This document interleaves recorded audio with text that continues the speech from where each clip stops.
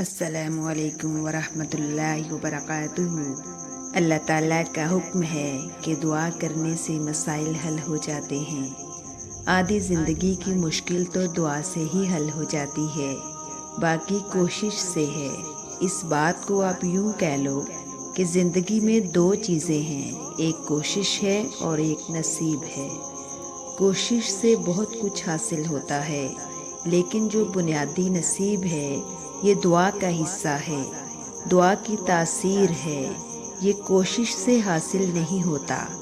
کوشش سے آپ کوئی اچیومنٹ کر لو گے، لیکن دوسرے شخص کا دل مائل ہونا نصیب کی بات ہے۔ سفر کا انجام اچھا ہونا نصیب کی بات ہے۔ نصیب جو ہے یہ دعا سے بنتا ہے۔ کامیابیاں بے شک کوشش سے بنتی جائیں۔ اگر کسی کے دل کی خوشی آپ سے وابستہ ہے تو آپ کا وجود قابل رشک ہے۔ سکون قلب جو ہے یہ اللہ کی رحمت ہے، خیرات سے مل جاتا ہے، سخاوت سے مل جاتا ہے، کسی کو معاف کر دینے سے مل جاتا ہے، کسی سے معافی مانگنے سے مل جاتا ہے۔ جب ڈر پیدا ہونا شروع ہو جائے تو سمجھو اعمال غلط ہو گئے ہیں۔ اس وقت استغفار ضروری ہے کہ یا اللہ میری توبہ۔ ڈپریشن انسان کو اس وقت ہوتی ہے جب وہ چاہتا کچھ اور ہے اور اسے ملتا کچھ اور ہے، اور جو اسے ملتا ہے اس کو وہ پسند نہیں کرتا۔ تو دو چیزیں ہوتی ہیں جو ڈپریشن کا باعث بنتی ہیں۔ ایک تو یہ ہے کہ پسند نہ ملے، اور دوسری یہ کہ ناپسند مل جائے، یعنی وہ جو چاہا وہ نہ ملا اور جو ملا وہ پسند نہیں ہے۔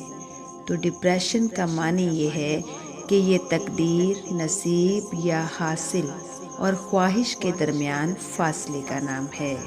اگر آپ کے گھر میں نیک لوگوں کا، نیک بزرگوں کا اور نیک روحوں کا آنا جانا ہے تو خود بخود گھر کی دیواریں نیک ہونا شروع ہو جائیں گی اور بہت ساری غلط تصویریں اترنی شروع ہو جائیں گی۔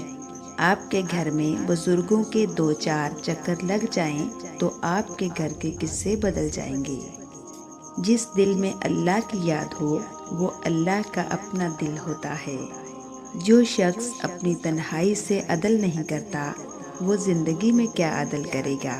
پریشانی سے بچنے کا ایک طریقہ یہ ہے کہ آپ اپنے آپ کو اور اپنی آرزوؤں کو اس اللہ کے حوالے کر دیں جس کے حوالے آپ نے بھی ہو جانا ہے۔ ظرف جو ہے یہ برداشت کرنے کی صلاحیت ہے اور آپے سے باہر نہ ہونے کی صلاحیت۔ مثلاً اگر بہت پیسہ آ جائے تو بہکی بہکی باتیں نہ کرنا، اور اگر بہت غریبی آ جائے تو مایوسی کی باتیں نہ کرنا۔ بہت ساری عبادت مل جائے یا پھر اللہ تعالیٰ بہت سارے اختیارات دے دے تو یہ نہ کہنا کہ تمہیں میں اڑا کے رکھ دوں گا۔ ظرف یہ ہوتا ہے کہ توازن میں رہنا ہے۔ اپنی ذہنی صحت کا خیال رکھنے میں یہ بھی آتا ہے کہ جو لوگ بضد ہوں آپ کو غلط سمجھنے پر ان سے بحث نہ کی جائے اور جتنا ہو سکے کنارہ کشی اختیار کر لی جائے۔ خوش اخلاقی ایسا عطر ہے جسے جتنا زیادہ آپ دوسروں پر چھڑکیں گے اتنی ہی زیادہ خوشبو آپ کو اپنے اندر سے آئے گی۔ کئی باتوں کے بارے میں لا علمی ہی اچھی ہوتی ہے، اگر ان کے بارے میں پتہ چل جائے تو وہ انسان کو اندر ہی اندر کھا جاتی ہیں۔ پتہ ہے زندگی میں سب سے مشکل چیز کیا ہے؟ اس اعتماد کو ریزہ ریزہ ہو کر بکھرتے ہوئے دیکھنا جو آپ نے بڑی مشکل اور کشمکش کے بعد کسی پر کیا ہو۔ یہ دنیا بہت خوبصورت اور پرامن ہو سکتی ہے اگر ہر انسان دوسرے انسان کو زندگی گزارنے کا وہی حق دے جو وہ اپنے لیے چاہتا ہے۔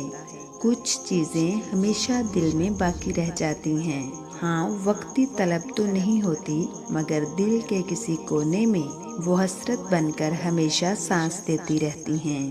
انسان کی فطرت ہے لا حاصل کے لیے روتا ہے اور حاصل کو رلاتا ہے۔ دوسروں کی مدد کرنے کے لیے ضروری نہیں کہ آپ طاقتور یا بہت امیر ہوں، صرف آپ کا رحم دل ہونا ہی کافی ہے۔ کسی بے قصور پر بہتان لگانا یہ آسمانوں سے بھی زیادہ بھاری گناہ ہے۔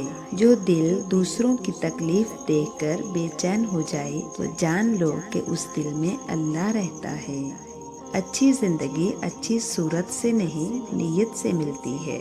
خیال کا پاکیزہ ہونا روح کی پاکیزگی کو ظاہر کرتا ہے۔ 3 چیزیں انسان کو اللہ سے دور کرتی ہیں: اپنے اعمال کو زیادہ سمجھنا، اپنے گناہوں کو بھول جانا، اپنے آپ کو سب سے بہتر سمجھنا۔ ان لوگوں پر اعتبار کرو جو تمہاری 3 باتیں بھانپ سکیں: تمہاری ہنسی میں پوشیدہ درد، تمہارے غصے میں تمہارا پیار، تمہاری خاموشی میں پوشیدہ وجہ۔ جب اللہ چاہتا ہے کہ کسی بندے سے دوستی کرے تو اس کی زبان پر اپنا ذکر اور دل پر اپنی فکر کے دروازے کھول دیتا ہے۔ اپنا رویہ ایسا رکھیں کہ کسی کو آپ سے بات کرتے ہوئے ڈر اور خوف محسوس نہ ہو۔ نرم لہجے، نرم الفاظ مرہم کا کام دیتے ہیں۔ تلخ لہجے، تلخ الفاظ دوسروں کے ساتھ آپ کو بھی بے سکون اور لوگوں سے دور رکھتے ہیں۔ تحفہ صرف چیزوں کو خوبصورت ڈبوں اور لفافوں میں پیک کر کے ہی نہیں دیا جاتا، بلکہ آپ کے وہ الفاظ بھی تحفہ ہوتے ہیں جو دوسروں کو آگے بڑھنے کا حوصلہ دیتے ہیں۔ زندگی کو خوبصورت بنانے کے لیے سب کو ساتھ لے کر چلنا پڑتا ہے، جبکہ اسے کامیاب بنانے کے لیے اکیلے ہی جدوجہد کرنی پڑتی ہے۔